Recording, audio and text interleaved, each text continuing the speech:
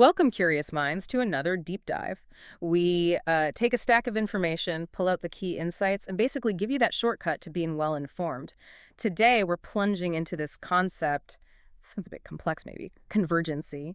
But once we unpack it, I think it reveals itself as a really powerful lens for, understanding our world. Absolutely. And what's fascinating, I think, is how this idea, which really started in the tech world, right? It just expands out, describes broader societal shifts, even historical narratives. Gives you a pretty unique perspective on, well, right now. Right. So our mission for you in this deep dive is to explore all the layers of this concept. We'll go from its tech origins to these really far-reaching implications, and we'll try to discover why understanding convergency might just be, the key to navigating the opportunities and, frankly, the chaos around us.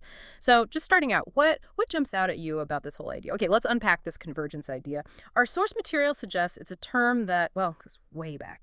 1970s, 80s, specifically in the telephone business. What did it even mean back then? Um, yeah, initially, it was pretty straightforward. Just the idea that phone technology would, converge with computer technology. The main concern inside the industry, anyway, was about computing power getting into the phone network. Like being able to monitor it, change it in real time. But this raises a really important question. What were they not seeing at the time? Ah, okay, yeah. And this is where it gets really interesting, I think. The source points out that almost nobody back then predicted smartphones or, handheld computers that could blow away NASA's computing power from the 60s moon landing. Exactly. And if you connect that to the bigger picture, think about something as simple as a conference call back then. The source actually calls it a big damn deal. You needed this whole private business exchange at PBX, full of tubes and stuff, apparently. Made it super expensive, really limited. This was all before digital switching. I actually ran some AT&T satellite uplink stations in the Pacific Northwest in the 70s. And let me tell you, the manual complexity, it was something else. Today, just, GPS in your car. Simple. Wow. So, okay, when did this tech convergence really kick into high gear to get us to where we are now? Well, according to the source, the real start was the SS7 patent series, Signal Switching 7. That was early 80s. This innovation, it basically gave you two channels for every call, one for voice, one for signaling. And that spurred this gradual but massive growth. Communications and computing power feeding off each other. It led to these new, flexible substrates for humanity, as the source puts it. Substrates for humanity. Okay. Yeah. And what kind of things emerged on top of this new foundation? Well, the obvious ones, right? The internet, the World Wide Web, then online advertising, social media, all direct results of this convergence. And it's happening on like two key technical levels, hardware and software. Okay, can you break that down? Hardware versus software in this context. Sure. The source is clear. Physical lines, satellites, the computers themselves, that's the hardware, tangible stuff. But the software, that's the critical piece that allows interaction control. It's key to remember, though, software is fundamentally just compiled text. Instructions turned into machine code.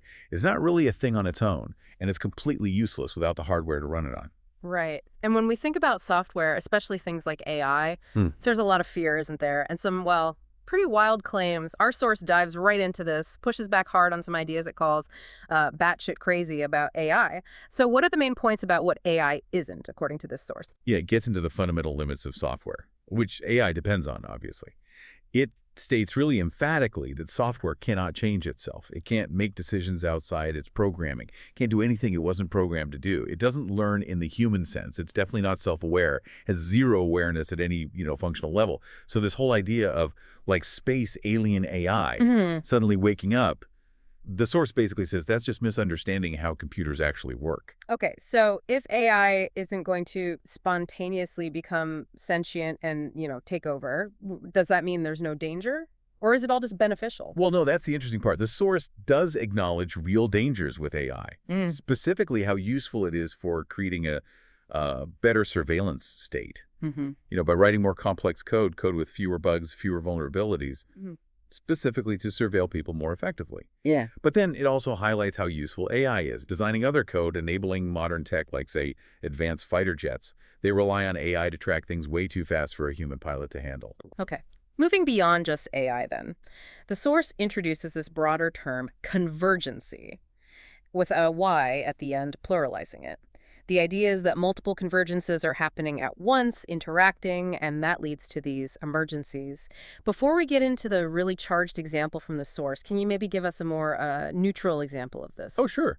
Yeah, think about how mobile phones, GPS technology, and ride-sharing apps all converge, Yeah. right? That created a completely new way to get around, and it definitely caused a huge disruption, an emergency, you could say, for the traditional taxi industry. Right. Or, another one, digital cameras, easy editing software, and social media platforms converging. That led to the emergency of the citizen journalism, which really shook up traditional news outlets. Got it. Okay, that helps clarify the concept of multiple forces coming together. So now the source points to a really significant example happening right now. And it uses some very strong language to frame it. What's that? Right. So the major example, as the source presents it, is this convergence of decentralized software-generated currencies, think crypto, with the human mind basically deciding to use code as money. And this, the source argues very forcefully, is causing a massive emergency for the central banking system. It uses terms like the system is being subsumed, destroyed, and shredded, that it's at the end of its cycle. It even calls it an evil fucking thing. So very strong views there. This new direction is seen as a direct result of software converging with human choice and, well, historical trends. Okay. Wow. That definitely leads us into the heart of this convergency idea as the source sees it, this perceived large-scale conflict. What's the ultimate battle here, according to the source? Yeah, the core conflict it describes is basically centralization versus decentralization. Simple as that, in a way. The source argues that decentralization is actually a survival characteristic for humanity. It contrasts that with centralization, which it compares to, like, putting all of our wheat in a single warehouse. Very risky for survival, right? Yeah. It also throws in the idea that no one has ever become enlightened from a centralized, organized religion. So connecting it to spirituality, too. Okay, so the technology we've been talking about, convergence, software, AI, is it a tool for one side or the other in this fight? Well, connecting it all, the source presents technology, this whole convergence of computers, communications, hardware, software, social stuff, as a kind of weapon or maybe just a tool. But it works both ways. It can definitely be used by centralized people, as the source calls them, who want to be the centralized owners of humanity. Yeah. But critically, it's also seen as an empowering tool for everyone else. People getting out there, being decentralized, experimenting, fucking around, and creating new things, hacking the old systems. Okay, now, this is where the source introduces a really deep historical layer. And frankly, it's quite conspiratorial sounding, involving a group it calls the Evil Ones, or the Khazarian Mafia. It's really important we stress here, we're relaying the claims from our source material. These are highly contentious viewpoints, definitely not established historical facts. So with that caveat, who does the source say these entities are, and what's their alleged role in pushing for centralization? Right. So according to this specific source, this group is portrayed as having infiltrated and essentially controlled major institutions over centuries, like the Catholic Church, specifically through the Jesuits, who the source describes in very specific, controversial terms related to Zionism and Kabbalism, and even influencing the Byzantine Empire into the Greek Orthodox Church. It traces their roots back to various secret societies, the Illuminati, formed May 1st, 1776, which the source claims is the only reason for May Day parades, and even further back to something called the Alhambra in the 1500s. It also loops communism and Zionism into this, presenting them as expressions of this same cadre. Wow, okay. That is incredibly detailed and specific. What does the source claim is their core belief, their motivation? Especially around this concept, it keeps mentioning sparks of life. Yeah, this gets into their alleged worldview as the source presents it. It claims that within their religion, drawing specifically from its interpretation of the Zohar and the Talmud, there's this belief that God messed up, dropped these sparks of life. And it's supposedly the job of this cabal, these evil ones, to gather these sparks back up. And by doing so, the goal, allegedly, is for them to essentially become God and bring about 1,000 years reign of their own structure.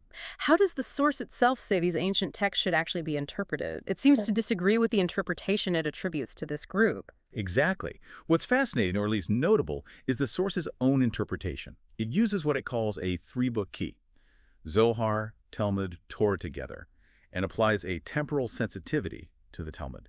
It claims that when you look at references to spark, light, illumination in these texts through a specific lens, you get a kind of scientific understanding of what was happening. And crucially, it asserts these books have, quote, no reference to God as Christians or Muslims would understand it. Instead, it claims they refer to the Elohim, which the source describes as a very scientific race that came to Earth and fucked with humans and basically caused a lot of our historical problems.